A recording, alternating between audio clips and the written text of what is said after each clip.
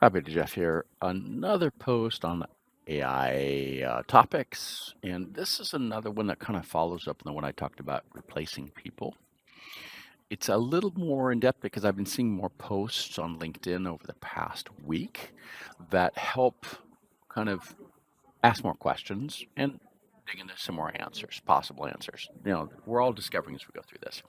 So I want to cite, I think I've already cited another video, but I want to say this here again for Olga Andrienko, who posted a few days ago something about the exact date. I can't get it here, 6 days ago. So I posted that. With technology developing so rapidly, some jobs will become redundant very quickly. And the more expensive you are, the more science will try to replace you. Low-income jobs would be the last in the queue.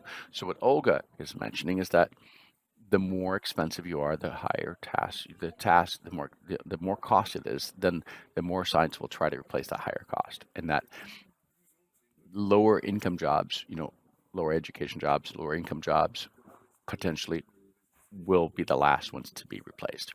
Now, I did not feel in agreement with that because there are a lot of things to automate the highly repetitive lower income things, which we've seen in robotics and we've seen things in the assembly queues and assembly lines of even in the car manufacturers and all that. But then there was a post by here. I gotta find it. Was Isabella Masado here did this. I gotta find it because there's so many posts here to do here. This is darn. I can't find it here. I can't find these things. Yeah. So Isabella Masardo from Gala posted a kind of reposted something that I got my video thing in the middle of all this.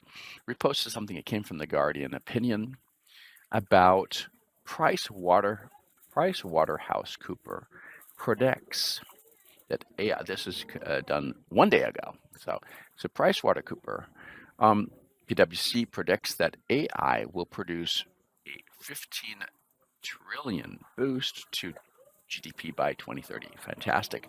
But it also predicts that 3% of jobs are already at risk from AI. By the mid 2030s, this proportion will jump to 30%, 44% among workers with low education.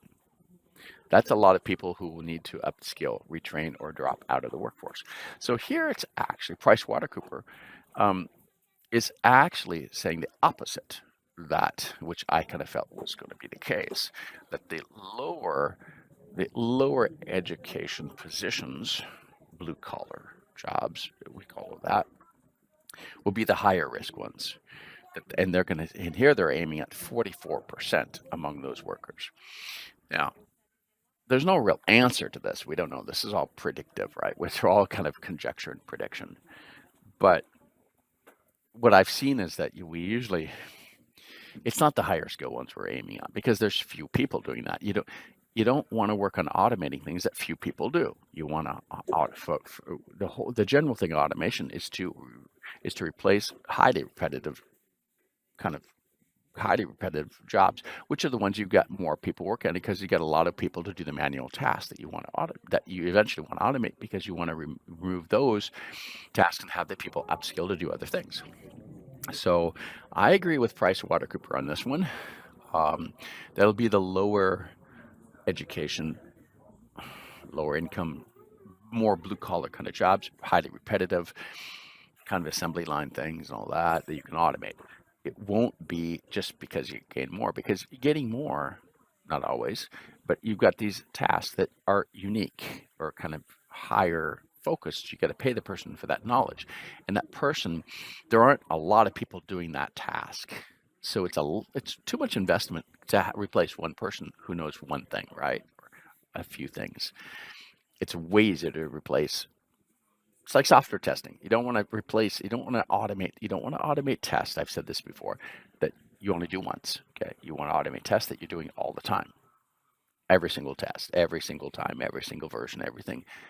All these sanity tests and sanity checks and smoke tests. You want to automate those and repeat those ones.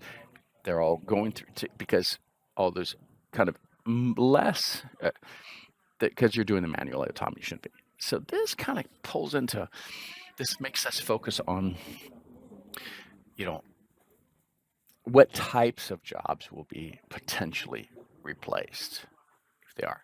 Now, I also want to cite Sandra Wells.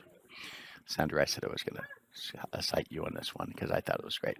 Now, she didn't invent this, but she said that she saw something recently that went along the lines of, get this, folks, AI will not replace you. AI will not replace you, but the person using AI will. I'll say that again. AI will not replace you, but the person using AI will. So the goal is actually to upskill yourself with types of things, getting to know and adopt these types of apps or things, so you have the skills to how to use the tool, so that you will be able to be the next generation of people that can use the tool and then actually be kept around, right? That's the key. And I kind of agree with that too, which I've been doing for a long time myself. So, and it tends to seem to be working, right? So, at least for now. But so I don't want to go farther than this. This is food for thought, right? This is not, again, this is all conjecture. It's all hypothetical. We don't know. We're looking into the crystal ball of the future, right? And we don't quite know. But we kind of watch what happened. And I keep thinking about that movie, Modern Times, with Charlie Chaplin, of, what were they trying to do? They were trying to replace, and I keep citing this film, and I'll cite it many times because it takes 17 times for you to memorize. And remember that I've cited it, right? So that's the rule. You remember the name of the movie. It's that, they were trying to replace on the assembly line, not the assembly line worker, but the way to feed the person so the person didn't have to go and take a lunch break, right? So they're replacing the cooks. Well, not the cooks, because the people still made the food, but the servers. The people serving the people the food. Then we'll make robots to do it so the people continue to work and eat at the same time. So kind of that introduced the whole thing of the brown bag lunch, right? So that's another topic. But so that's kind of thought on today on this topic, but I don't want to go too much longer. There are other topics to cover, and lots more of those topics. Just got to get onto the videos. Okay, great. Have a great day.